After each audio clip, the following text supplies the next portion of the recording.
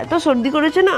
ও এই নে সিরাপ, আর এই নে টিস্যু, নাক দিয়ে যেটা বেরোচ্ছে এটা পরিষ্কার কর। কি দারুণ একটা ওয়েদার, এই ওয়েদারে বেশ গরম গরম একটা চা হতো। দাঁড়া, আমি আছি তো।